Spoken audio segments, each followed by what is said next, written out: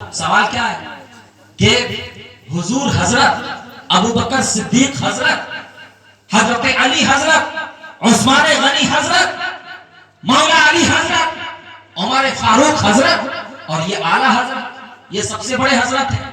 میں آپ کو ایک پتے کی بات بتا دوں، یہ جو ان کا سوال ہے نا، یہ کسی بھی عالم اور پڑھے لکھے سے یہ سوال ان کا کوئی پڑھا لکھا عالم نہیں کر سکتا۔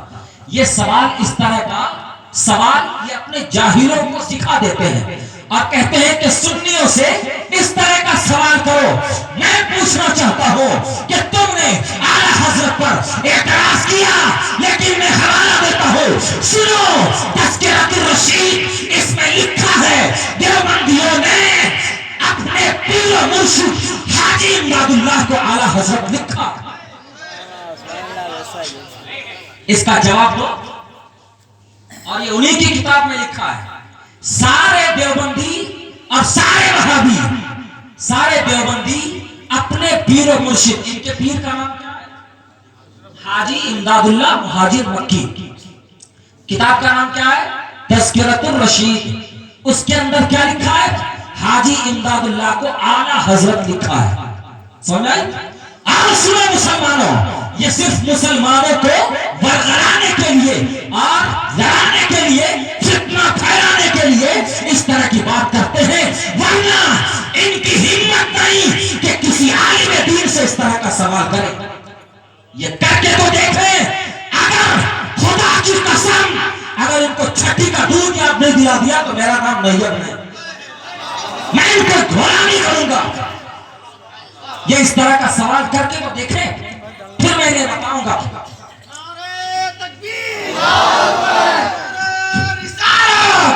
مسلک اعلیٰ حضرت علماء اہل سنت، نعرہ تکبیر۔ اور سنو، یہ اعلیٰ حضرت کوئی نیا لفظ نہیں ہے، میں آپ کو آگے اور بات بتانے والا ہوں، آپ سنتے جاؤ۔ یہ اعلیٰ حضرت سے بہت پہلے کون؟ آپ تو جانتے ہی ہوں گے، شاہ جہاں کے لڑکے حضرت اورنگزیب رحمت اللہ علیہ، ہے نا؟ فتاوی عالمگیریہ بہت مشہور کتاب ہے۔ یہ کتاب ان کے یہاں بھی مستند ہے، معتبر ہے، اور اس کتاب کو تیار کرانے والے کون ہیں؟ علامہ اورنگزیب رحمت اللہ علیہ۔ علامہ اورنگزیب رحمت اللہ علیہ اپنے والد شاہ جہاں کو اعلیٰ حضرت کہا کرتے تھے۔ یہ وہابیہ دیوبندیہ وہاں کچھ نہیں بولتے، شاہ جہاں کو کیا لکھا کرتے تھے؟ اعلیٰ حضرت۔ اور سنو، حیدرآباد جاؤ، حیدرآباد میں تو دستور ہے کہ علماء، نواب، مشائخ سب کو اعلیٰ حضرت کہا کرتے ہیں۔ پتہ چلا کہ یہ اعلیٰ حضرت کا سوال کرنا کہ یہ سارے حضرت یہ کہاں سے اعلیٰ حضرت آ گئے، یہ صرف فتنہ پھیلانا ہے اور کچھ نہیں، ورنہ یہ تو پرانا، اور یہ تو خود یہی لکھا ہے اپنی کتاب میں۔ اب سنو، میں تمہیں بتاتا ہوں، اگر کوئی پوچھے نا کہ اعلیٰ حضرت یہ کیسے ہو گئے، ان کو کہنا جائز نہیں، میں آپ کو کہتا ہوں، ان سے یہ پوچھو کہ پھر تو حضرت بھی کہنا کسی کو جائز نہیں ہوگا۔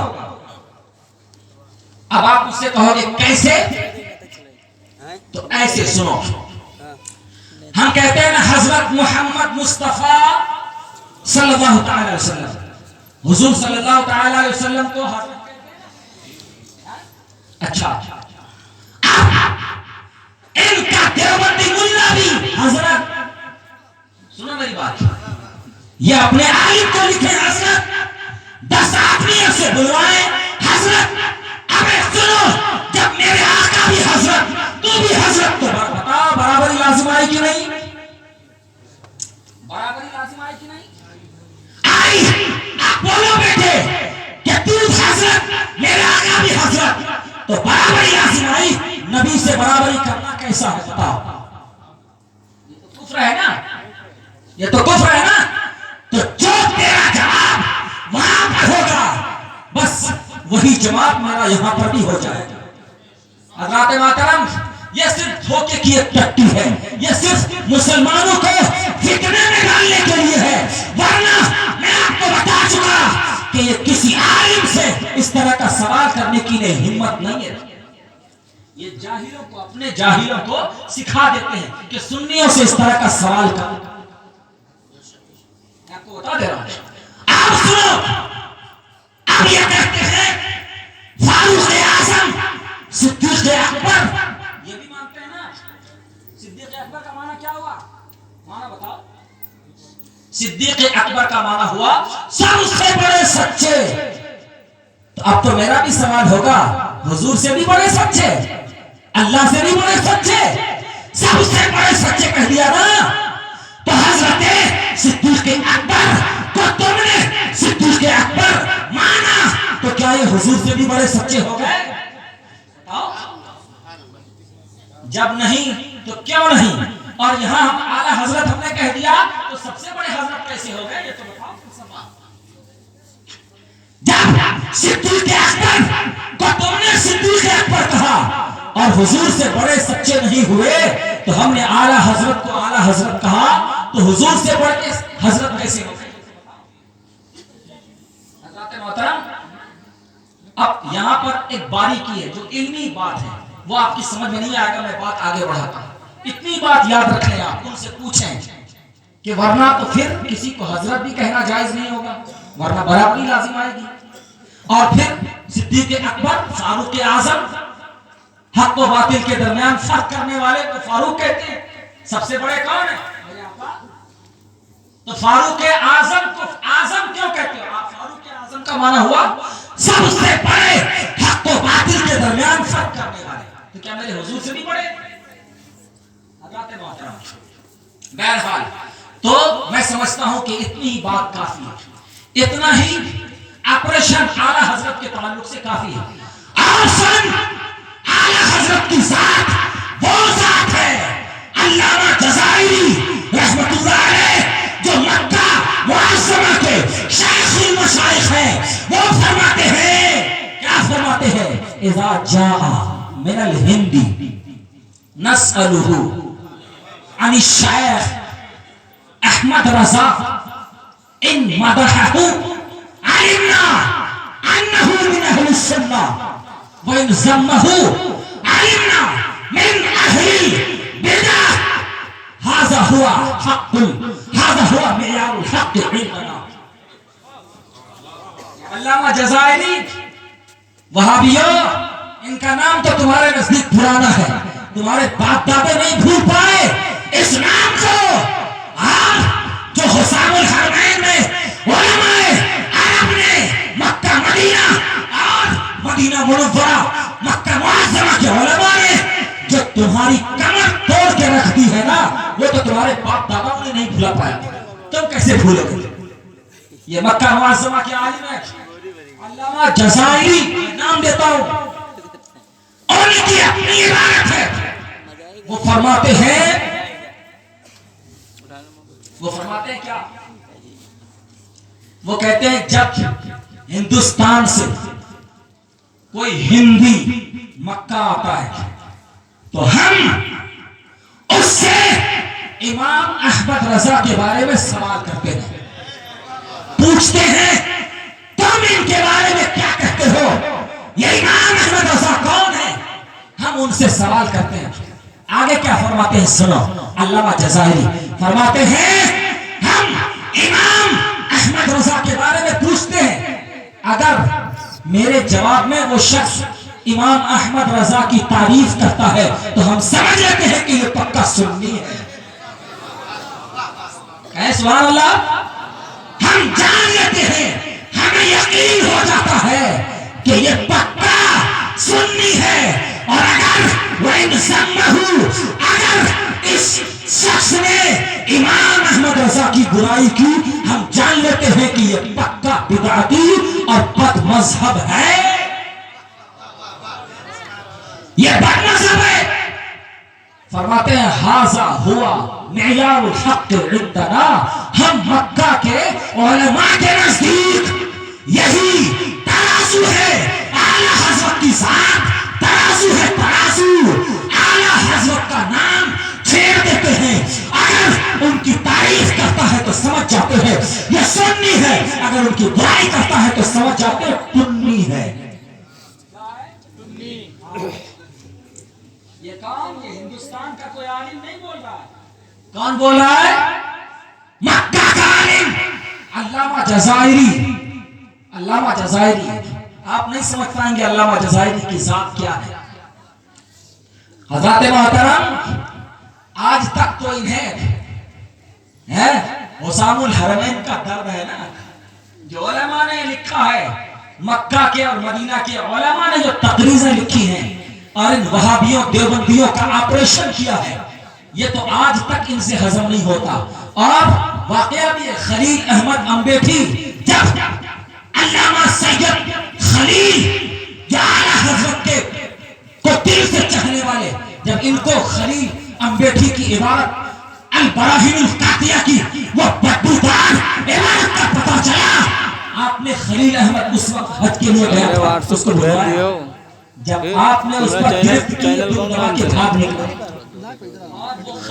जो अल्लामा खलील ने लिखकर खलील अहमद अम्बेठी को दिया था, आज तक अल महफूज के अंदर वो खत अरबी में छपा हुआ है।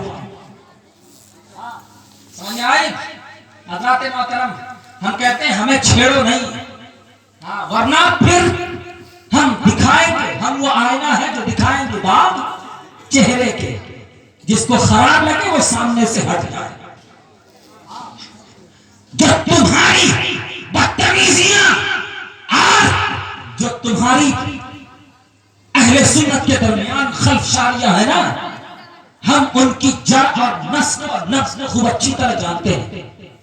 हज़रत मोहतरम, और सुने, यही अल्लामा सैयद खलील आला हजरत ने जब मक्का मुअज़्ज़मा में सिर्फ 2 घंटे में किफ़लुल फ़क़ीहिल फ़ाहिम लिखा, तो आला हजरत की इस रिसाले को देखकर उनका तासुर क्या था? लौ रआहा अबू हनीफा लअक़र्रत अयूनहु। अगर आला हजरत ने जो ये किताब लिखी है, अगर इसको इमाम आज़म अबू हनीफा देख लेते तो अपनी आंखों को ठंडी फरमाते। वला जअला मुअल्लिफहा मिन असहाब। वह फरमाते हैं कि अगर इमाम अबू हनीफा इस रिसाले को देख लेते तो इससे अपनी आंखें ठंडी फरमाते और इसको लिखने वाले जो आला हजरत हैं उनको अपने शागिर्दों में शुमार कर लेते। ये आला हजरत की जात है। मियां, तुझे नहीं पता, तू तो खाली बक बक करना जानता है। अभी मैं तेरी चमड़ी उधेड़ता हूं, तो सुन गौर से। हजरत मोहतरम, मेरे आका अलैहिस्सलातो व तस्लीम ने, आपने तो ये समझ लिया कि आला हजरत मेयार हक है। ये कौन बताते हैं? अल्लामा जज़ायरी रहमतुल्लाह अलैह, जो मक्का मुअज़्ज़मा मेयार हक है। अब आप जानते हैं कि इस हिंदुस्तान में आला हजरत से कौन लोग चिढ़ते हैं? इन्होंने फरमा दिया जो आला हजरत की बुराई करे वो बदमज़हब है ना? और बदमज़हब के लिए मेरे आका ने क्या इरशाद फरमाया? मेरे आका अलैहिस्सलातो व तस्लीम में इब्ने माजा की हदीस है, अल मुक़द्दमा के अंदर इसकी तखरीज हुई है। आपने फरमाया ला यक़बलुल्लाहु लिसाहिबि बिदअतिन सलातन वला सौमन वला सदक़तन वला हज्जन वला उम्रतन वला सरफन वला अक़लन यख़रुजु मिनल इस्लाम कमा तख़रुजु शाअरतु मिनल अजीम। आपने इरशाद फरमाया, मेरे आका ने इरशाद फरमाया कि बदमज़हब की अल्लाह न नमाज कबूल फरमाता है, न रोजा कबूल फरमाता है, न हज कबूल फरमाता है, न सदका कबूल फरमाता है, न उम्रा कबूल फरमाता है, न अल्लाह इनका कोई फर्ज कबूल करता है, न नफ़िल। ये इस्लाम से ऐसे निकल जाते हैं जैसे बाल आटे से निकल जाते हैं।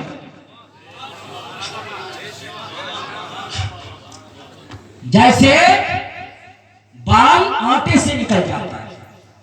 और मैं इसी सिलसिले में अहादीस सुनाऊं, ईमान मचल जाएगा। और फिर इन अहादीस को सुनाकर एक बात मैं नुक्ता बताऊंगा।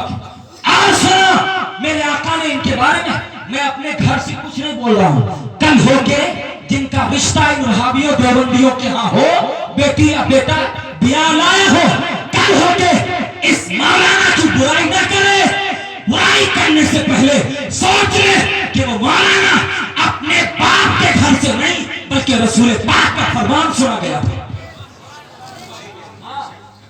میں اپنی بات ایک بھی نہیں کر رہا. میں نے آپ کو ایک حدیث شریف سنائی. اب سنو میرے آقا نے کیا ارشاد فرمایا. میرے آقا نے ارشاد فرمایا اہل البدع کلاب اہل النار. میرے آقا نے ارشاد فرمایا بد مذہب جہنمیوں کے کتے ہیں. بد مذہب جہنمیوں کے کتے ہیں. میرے آقا نے ارشاد فرمایا اہل البدع شر الخلق والخلیقہ. میرے آقا نے فرمایا بد مذہب تمام انسانوں اور تمام جانوروں سے بدتر ہے. خلق اور خلیقہ. علامہ مناوی فرماتے ہیں اس حدیث میں خلق سے مراد انسان اور خلیقہ سے مراد جانور ہے. تو کیا فرمایا میرے آقا نے؟ بد مذہب تمام انسانوں اور جانوروں سے بھی بدتر ہے. میرے آقا نے ارشاد فرمایا. میرے آقا نے کیا فرمایا؟ من وقر صاحب البدع آن علی حدم الاسلام. سنا مسلمانوں دل کے کاموں سے. اب میں یہ ساری حدیثیں کیوں بیان کر رہا ہوں؟ میری ان سے کوئی ذاتی دشمنی نہیں. کیوں بیان کر رہا ہوں وہ بھی میں آپ کے سامنے رکھ دیتا ہوں. میرے آقا نے ارشاد فرمایا جس نے بد مذہب کی عزت کی اس نے اسلام کے ڈھانے پر مدد کیا.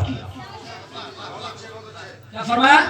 اسلام کے ڈھانے پر بلکہ صرف تعظیم کی نہیں بلکہ میرے آقا نے ارشاد فرمایا من مشا الى صاحب بدعۃ لیوقرہ فقد آن علی حرب الاسلام. میرے آقا نے ارشاد فرمایا جو بد مذہب کی تعظیم کیا وہ دور کی بات ہے کرنے کو چلا وہ اسلام کے ڈھانے پر مدد کیا. کیا فرمایا؟ بد مذہب کی تعظیم کرنے کو چلا وہ اسلام کے ڈھانے پر مدد کیا. سمجھ رہے ہیں یہ کون فرما رہے ہیں؟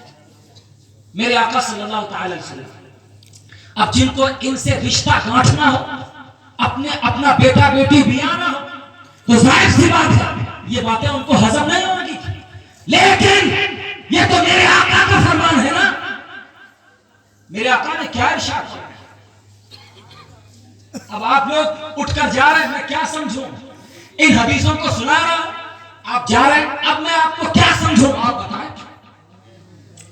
اسی لیے بدگمانی کا موقع نہیں دینا چاہیے. میرے آقا نے فرمایا اتقوا مواضع التهم بدگمانی کی جگہ سے بچو.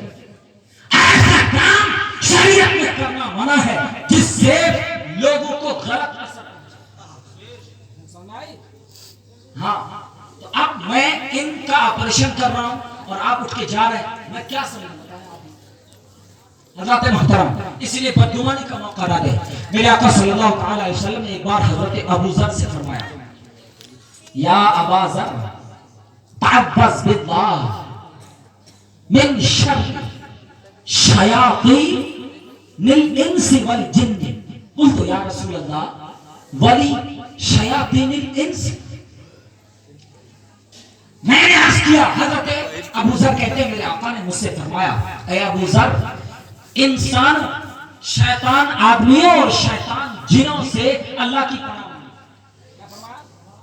اب آپ کو بات بتانے جا رہا ہوں کچھ آدمی بھی شیطان ہوتے ہیں ہے نا.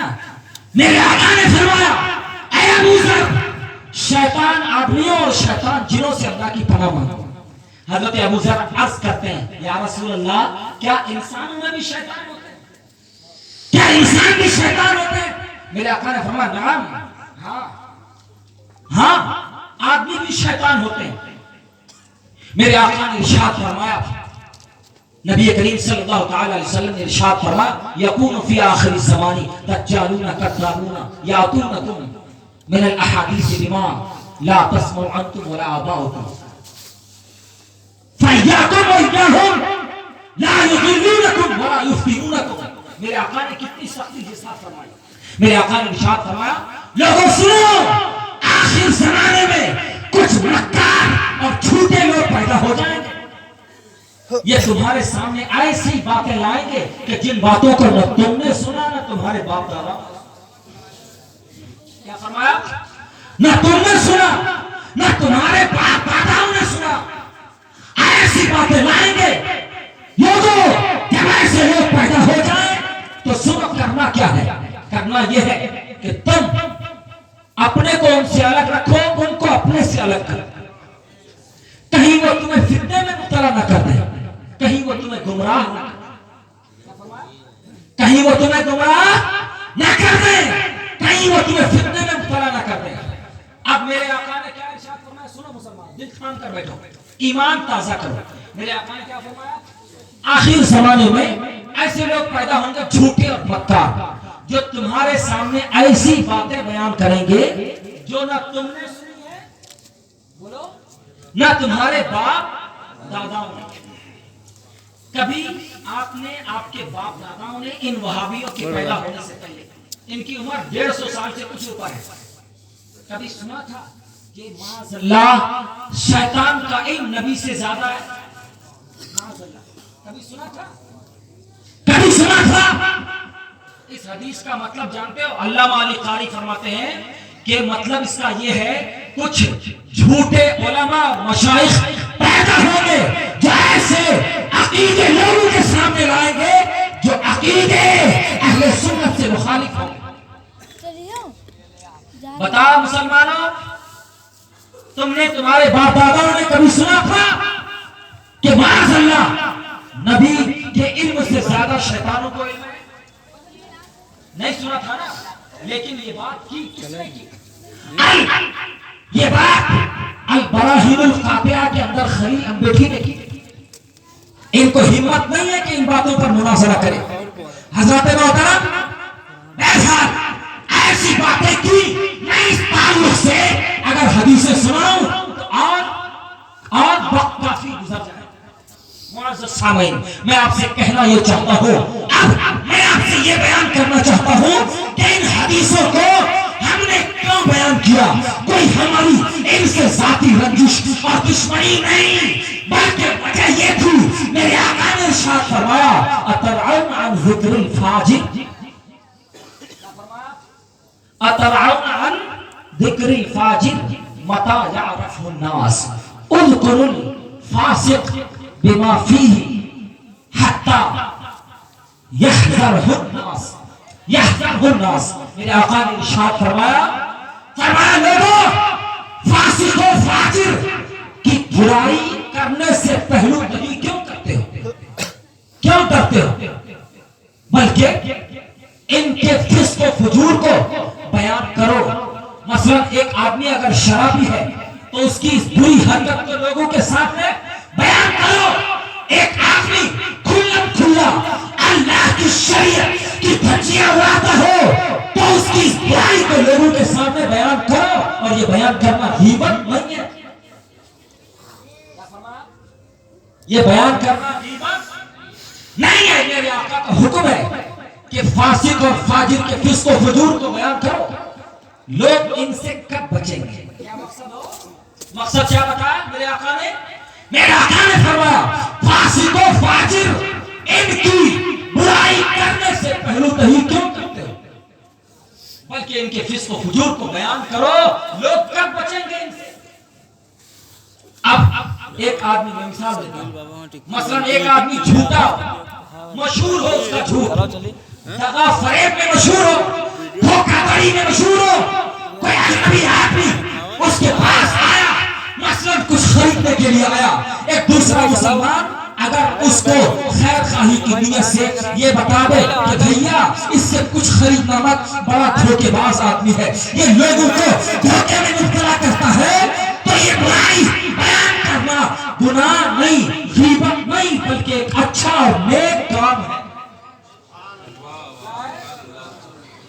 یہ غیبت نہیں بلکہ یہ اچھا اور نیک کام ہے, تاکہ مسلمان بھائی دوسرا اس کے دھوکہ اور فریب اور تجل اور دھوکہ دڑی سے بچ جائے, تاکہ تاکہ نقصان اٹھانے سے بچ جائے. یہ میرے آقا نے کس کے بارے میں فرمایا؟